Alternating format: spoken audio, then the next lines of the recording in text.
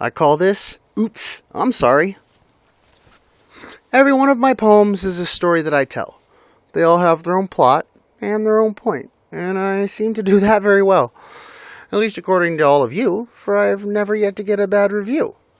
At least not to anybody I've read them to, though an opinion sure does not make anything true. For what one person may really like a lot, while another can just hate so much and not.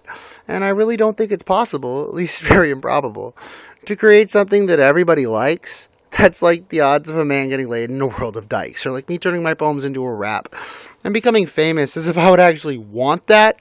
Wherever I go, paparazzi, that would drive me fucking crazy. And if I offend you through any of the words I might say, oops, I'm sorry, it's not like you can please everyone every day. But I do my best with what I got. So before you critique me, just give it some thought. If you don't like what I said, forget the words. And consider the writing. And don't be absurd as to tell me I am bad just because I don't like something I said in just one of the poems of mine that I've read. For I know that I'm good at what I do. And if you think otherwise, well then so what? Fuck you.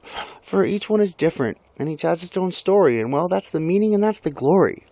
So next time, consider the rhythm and the rhyme, the structure, the writing, and you may just find that next time something that you may not have liked before was a masterpiece that you just happened to skip over. Just like that great poet Edgar Allan Poe and the artist we knew as Vincent van Gogh, as great as they were never to know. But they believed in themselves, and they knew they were good at what they did for a living when no one else would. And that's why I can still do what I do. And why I could also honestly give a shit if I offend you. For you cannot please all in a single shot. However hard you try, believe it or not, there is always going to be someone out there that is just going to hate what you do.